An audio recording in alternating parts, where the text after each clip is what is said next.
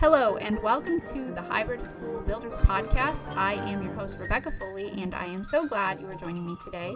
I am a fellow grassroots founder who is hoping to make your journey toward founding a sustainable hybrid school a little bit easier.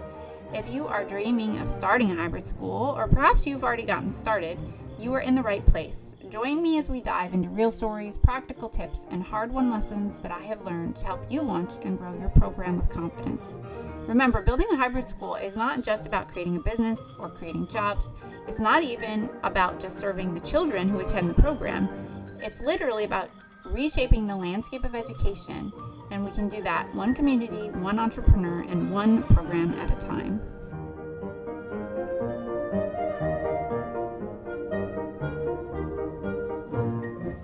Okay, so the other really major piece of infrastructure groundwork that you have to have in place is actually starting your business, okay? So you're probably going to be doing this alongside finding your facility, not just finding your facility, but confirming your facility and getting your agreement set for your facility. Because if you don't have that in place, you're not going to really know whether or not you're going to be able to open, okay? But the other really major piece is just becoming a business entity.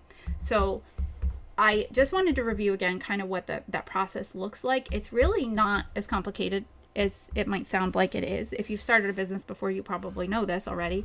But actually becoming a business entity isn't really that complex. It's maybe a 2-page document that you have to send into your state. It's usually called something like Articles of Organization or Articles of Incorporation. You're essentially going to be naming the organization, which you usually have to search your state website to make sure that the name is not taken already. And you're going to be naming it. You're going to be saying who the incorporating officer is, which is just you, probably, even with a nonprofit. You're going to be finding a registered business address, where's your official mail going to come to. You can use a registered agent for that, which is a small fee. You have to go find somebody to do that.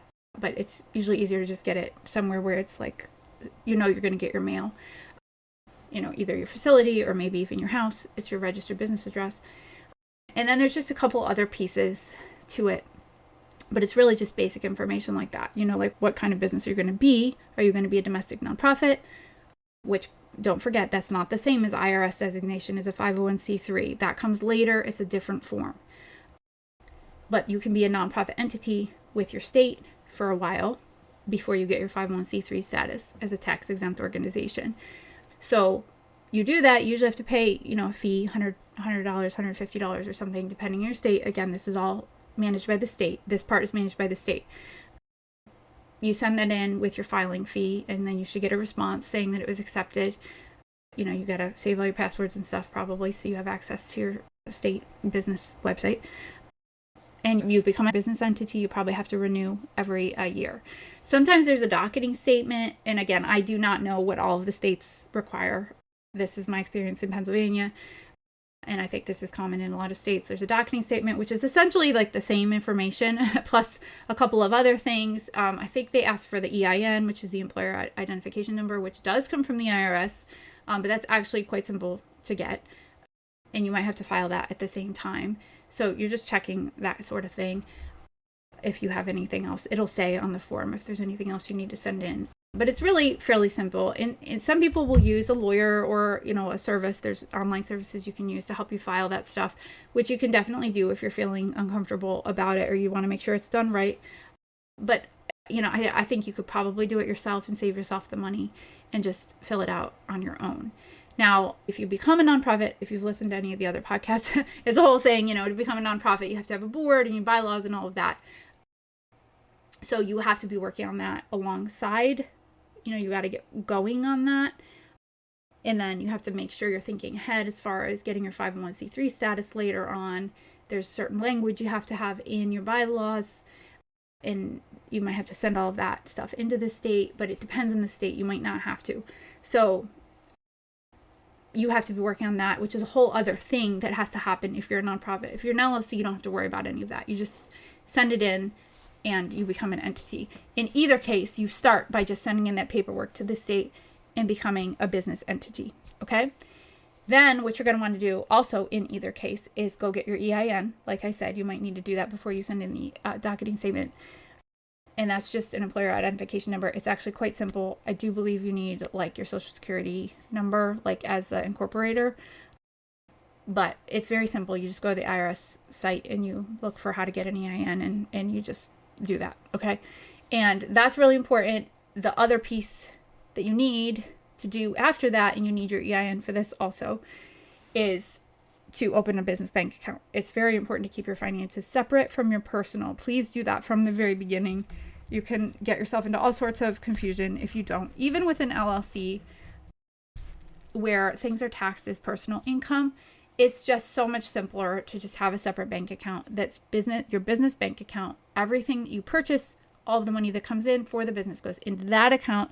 Make sure that you're labeling everything, even if it only makes sense to you. I'm not a CPA and I'm not giving you CPA advice, but I can guarantee that labeling it in a way that makes sense for you in some way is a lot better than not labeling it at all. Okay, so even if you're not using official CPA bookkeeping language, just make sure that all the money that comes in and all the money that goes out from day one, anything is labeled in a way that makes sense. It can be fairly general. It doesn't have to be like, this was a pencil, but you could say supplies, right? Or, classroom supplies or insurance. You have some like general categories just so you know where the money is going as you're spending it, and then money that's coming in just so you can track it. Okay. So having a bank account that you open with your EIN, that's a business bank account, you might want to think ahead. If you think you're going to be handling cash, which a lot of times you will be, if you're doing any smaller events, you might be handling cash, tuition and all of that, depending on how you set all that up. If you open your account in an online bank, which is often easy to do, but then you end up handling cash and it's hard to deposit it or to pull it out, especially to deposit it because there's no like local branch. I am just saying that because I made that mistake one time and I ended up just switching to another bank because it was actually such a pain in the neck. So I just switched to a local branch that was close by so that if I had checks or cash, it was very easy. I mean, checks you can usually do on like an app now, but if you had cash especially, it was just very easy to just go to the bank and bring the cash. So just things to think about. So you want to file as your entity so that you're an official business. You want to get your EIN and you want to open a business bank account.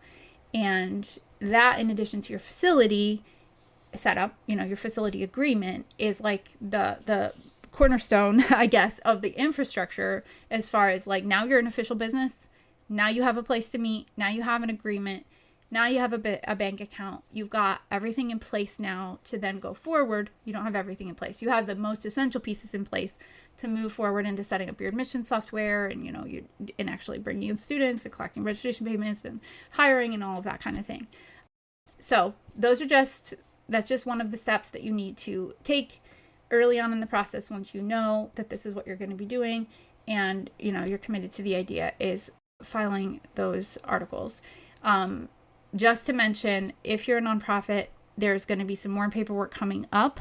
A lot of it you can usually wait on, but something to be aware of is like charitable contributions form. That's something that is different in every state. If you're fundraising a lot of money, especially in the beginning, and I don't know what the different states' qualifications are, read what your state requires. It could only apply, like in Pennsylvania, it only applies if you're raising to over $25,000 a year. If you're not raising that, over 25, you still had to send in a form, but you could just send in basically like the name of the business and the address and say we're exempt because we don't raise more than $25,000. You do want to make sure that you're keeping up on that registration. And then if you get to a point at some point in the future where you will be raising, or maybe you're charitably funded, not tuition funded, if that's who you are and you do plan on having a lot of donors and raising a lot of fundraising money, and that's a big significant part of your budget, then you have to really make sure that you fill that out. So that's another thing that you need to pay attention to. And then keeping your books carefully is also really important for a nonprofit. When you go to file for your 501c3 status, and then when you do your taxes every year, very important that your books are kept correctly and properly for a nonprofit. Whole other thing that you have to figure out. But for now, just make sure that your entity is clear and make sure that your bank account is set up and make sure you're labeling things, and you'll be good to go, at least to get started.